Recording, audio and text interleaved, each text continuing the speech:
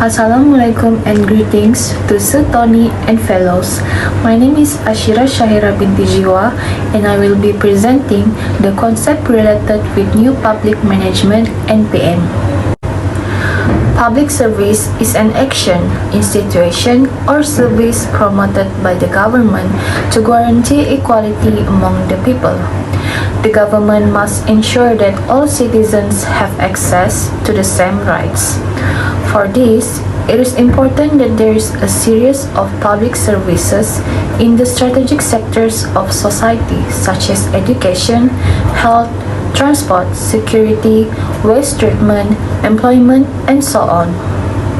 Not surprisingly, they are all financed by paying taxes and managed by authorities. The person responsible for public service is the state government, but this does not mean that it is necessarily a public company that offers the service, as the government sometimes hire private companies to take over the management of public services.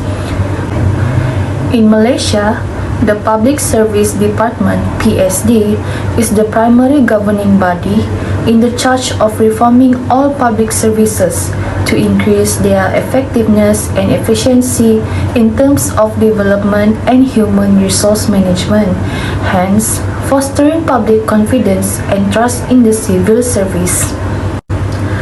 The process of managing the quality of services delivered to a public according to expectation is called service quality management. It is basically assess how well a service have been given by the government as to improve its quality in the future, identify problems and correct them to increase public service quality. As an essential element for consumer satisfaction, providing high-quality service is seen as a crucial strategy for survival and success. The consumer dissatisfactions result from perceived service quality that is lower than the required level if expectations are higher than performance. Hello, my name is ELLYRANCE and I will present with the factors of the issue. The first one is integrity deficit amongst public servants. Serving the public in an honest and flawless manner is the most important aspect of maintaining integrity in the civil service. The sole objective of the civil servants ought to be effectively completing the mission without engaging in any illegal activities. The civil servants are given a great deal of authority and responsibility. For example, a company's productivity and the culture of the workplace can be harmed by employees who lack of integrity. Corruption is frequently found in places where integrity is lacking. A person who exemplifies integrity conduct their personal and professional life in a moral and ethical manner, possesses strong interpersonal skill, and their core values are reflected in their work. That's why integrity in the workplace is unmentioned quality which the employer seek in their employees. So, according to the issue of service quality in Malaysia, it stated that there are many cases of corruption in Malaysia. The next one is professionalism deficit in public service. The notion that government employees will apply their expert knowledge and skill impartially in the face of competing interests is called professionalism in government administration. Professionalism is essential in every public sector because employees are expected to prioritize the public interest over their own. They are responsible for their action and they ought to behave fairly and not in self-interest. Transparency, accountability, and integrity ought to be the guiding principle for all actions and decisions. Greetings to Sutoni. My name is SYAHZUANA binti FUAD and I'm going to present the issues related to service quality in Malaysian public sector. The first issue is cases of corruption increase. Public servants' credibility is silenced by corruption. As per the Head Supervisor Senior Task Division of the Honesty Foundation of Malaysia, albeit just 1.6 million government employees commit defilement, the matter is something to be stressed over.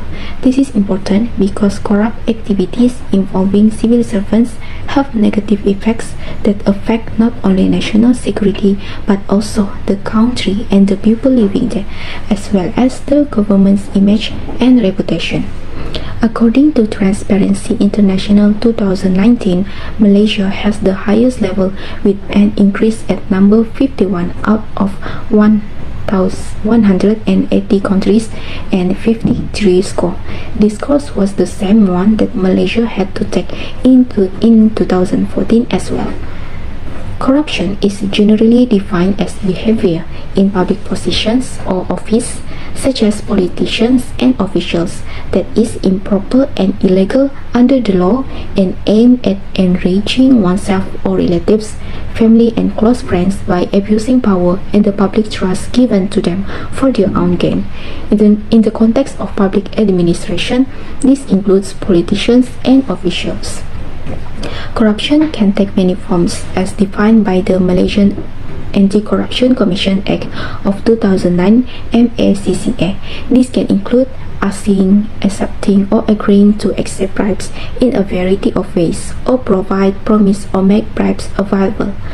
The examples of bribes include money, donations, positions of power, payments, valuable consideration, services or favors, and any offer, undertaking or promise, whether conditional or unconditional.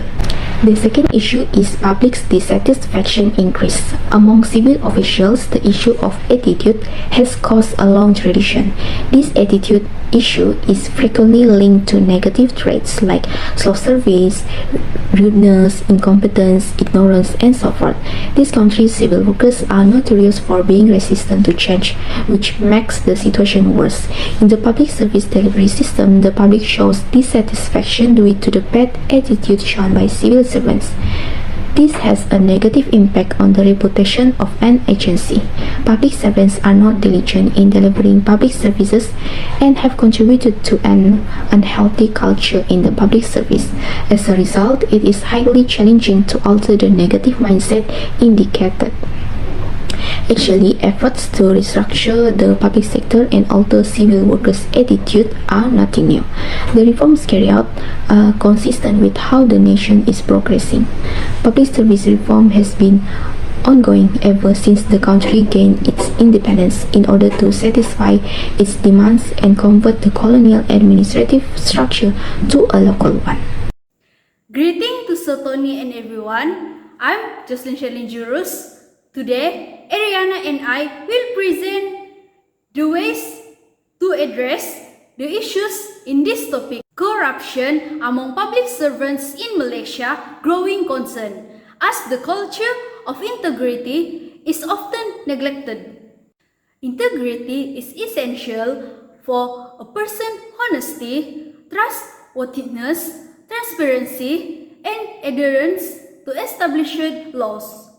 Corruption can damage the government's reputation and public trust, hindering the provision of quality services. To reduce corruption and improve public service quality, the Malaysian government implemented new public management (NPM), which includes customer-oriented service features, total quality management (TQM), and monitoring of public servants' work. NPM educates civil servants to apply a culture of integrity, ensuring they prioritize the public's interests and protect public trust. By increasing integrity through NPM, the government can reduce corruption cases and provide quality services to the public. That's all from me. Thank you. Greetings to Sotoni. I am EREANA and I'm going to proceed on how to address the public dissatisfaction towards the quality of public services. One of the ways to improve public service delivery is citizen centricity.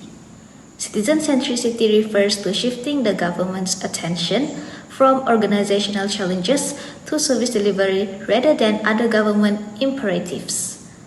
In a citizen-centered approach, citizens' happiness becomes the success criterion and the foundation for measuring achievement in public sector service delivery. In addition, monitoring citizen happiness and preferences, as well as collecting user input, could benefit public servants in tracking performance over time, improving service delivery, and assessing the impact of changes.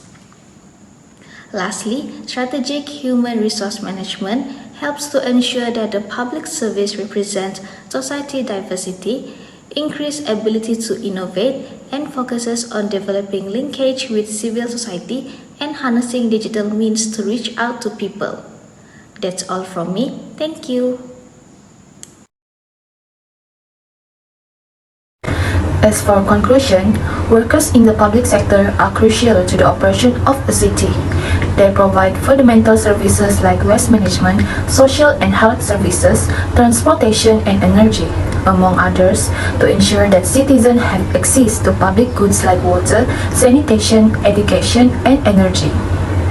Additionally, they ensure that social programs and public benefits reach the most vulnerable communities by overseeing the entire municipal administration. Services provided by the government to all members of the community are very crucial. Government can provide these services directly through partner agencies, indirectly through financing, private business, or by supporting service provider charitable organizations. That's all from our presentation today. Thank you.